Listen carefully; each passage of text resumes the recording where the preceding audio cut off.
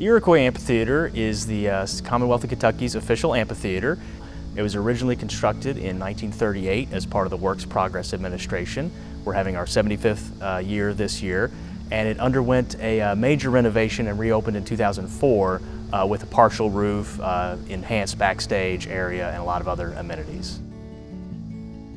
The Iroquois Amphitheater has 2,366 seats. About 1,200 of them are under cover.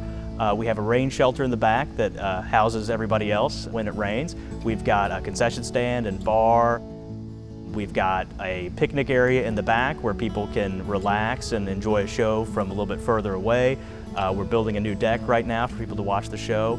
Really has a unique experience and great place to see a show. The Iroquois Amphitheater is located in Iroquois Park, which is an Olmsted Park in Louisville, Kentucky. It's in Louisville's South End neighborhood at the end of Southern Parkway.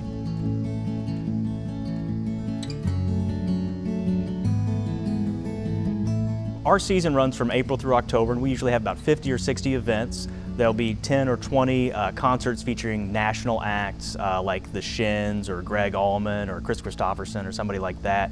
We have about 10 to 12 free movie nights over the course of the year as well. We're a year-round space now. From October through April, we use our stage itself actually as a black box theater. We call it Parkside Studio inside at Iroquois, and we've done 3 plays here now. It's a very different experience because there'll be about 100 seats set up on the stage instead of 2,300 out there. We also have a couple of free festival events like the Americana World Festival and Kentucky Music Weekend.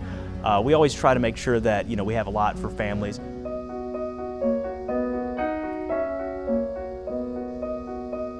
There was interest in building an amphitheater dating back to the early part of the 20th century, with other locations in Louisville being suggested, like Cherokee Park or Seneca Park. But there was a group called the Louisville Park Theatrical Association that came together and pushed the idea of an amphitheater in the south end of Louisville at the end of Southern Parkway, which was kind of a suburban area at the time. It was accessible by streetcar. And then when the Works Progress Administration was happening, that was, I guess, a natural fit. They spent $40,000 and 75 people built it in 275 days, and we've been here ever since. Iroquois Amphitheater was built as a federal make-work program. Modern parlance is federal stimulus. It was an attempt to put Aunt Maud and Uncle Willie back to work during the Great Depression of the 1930s. We looked around for several sites as to where we might put an amphitheater. We decided to put it at the terminus of a streetcar line. Actually, a couple of streetcar lines. And so it was a pretty busy streetcar accessible place where people from the city could come out and enjoy the better, cooler air and see an outdoor performance. And it very early became a rallying point both for that neighborhood and as a place to go in the summertime for a musical or a performance.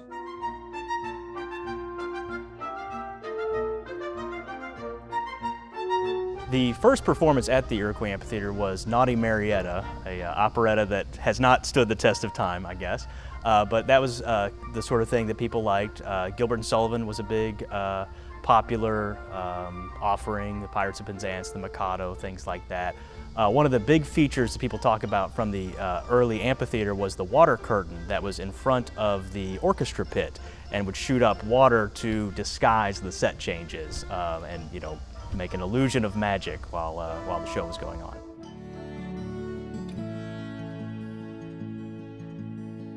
The Iroquois Amphitheater is definitely an economic engine for this area, and also, a cultural gateway that brings the arts out into the community.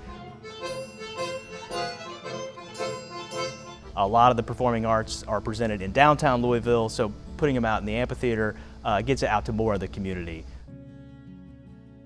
Iroquois Amphitheater is a source of pride. I think anyone feels real good when outsiders believe your neighborhood has something really special. And the folks out on the south side view that amphitheater as a place where they're going to go but they're especially pleased that you're going to go and come to their neighborhood to see an outdoor performance. They have petitioned the local government over time whenever the thing gets kind of run down a little bit or damaged in a flood to continually make improvements. And so it's a source of pride. It's, you're coming to my neighborhood and I'm awfully glad.